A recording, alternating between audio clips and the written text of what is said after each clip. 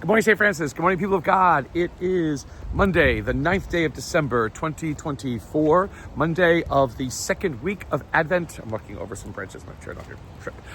Monday of the second week of Advent. It is... what is it? It's 16 days. 16 days until Christmas. It is raining in Carolina today, so the rains have returned. So just a little reflection out here in the rain for a minute.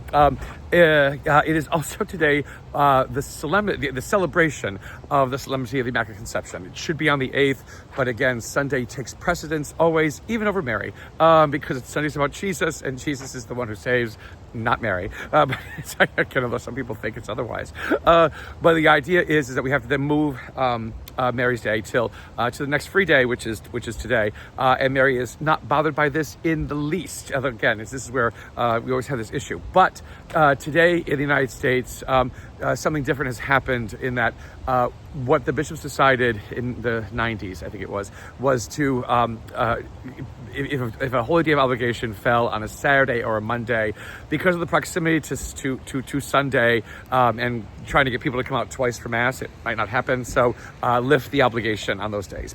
And so that's what would have been done today for the Immaculate Conception.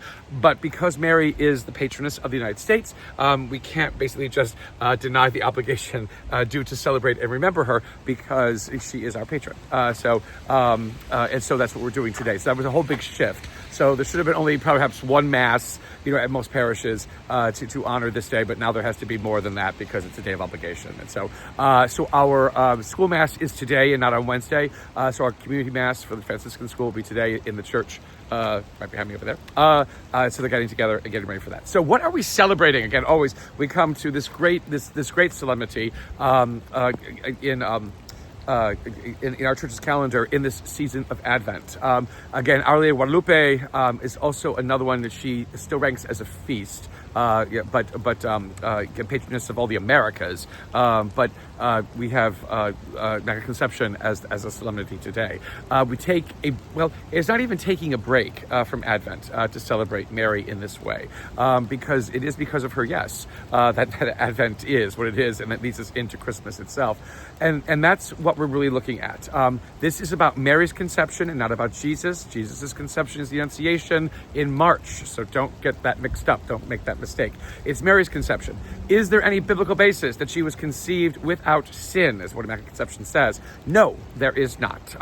Again, it was in our history, unfortunately, as a church, that we begin to not look upon humanity as having any value whatsoever. And if God's going to use humanity in any way, it has to be perfect.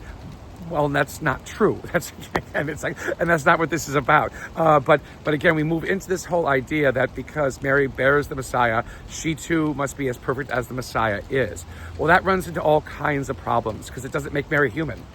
It doesn't. And if she never makes mistakes, if she never makes a failing, if she never has any problems, she really isn't. Again, it's terrible to say she's not useful to us because we can't relate to her in any way, shape, or form. And so we have this conundrum, this terrible situation in one way, in which, what do we do with her? Well, Franciscans pushed, again, in this weird way, we pushed for Mary's conception as immaculate to become a church doctrine, church dogma. The Dominicans did not. So again, this is kind of this great reversal where sometimes the Dominicans are a little bit more, a little bit more conservative in some kinds of things. The Franciscans were maybe a little more liberal. Here there was kind of a little bit of a switch, in trying to understand, what to do with Mary, what she was about. Again, her battle went back and forth throughout the centuries as to whether or not, Mary was truly immaculate and without sin, or whether she was human like the rest of us. And it wasn't until the 1950s where basically this becomes a doctrine. This becomes a dogma within the church that she has, since she was born sinless. Now, the question is always, how did that happen? Because Anna and Joachim, her parents, are not sinless, are not born sinless. So how does a sinless person create a sinful person, create a sinless person? And again, how does God operate within this? Again, it just becomes very, very complicated because there's no way to adequately explain this, and this is where this issue is. And it's a detriment to Mary because again, it turns her into something that she's not supposed to be. It turns her into something that, again, she was never meant to be.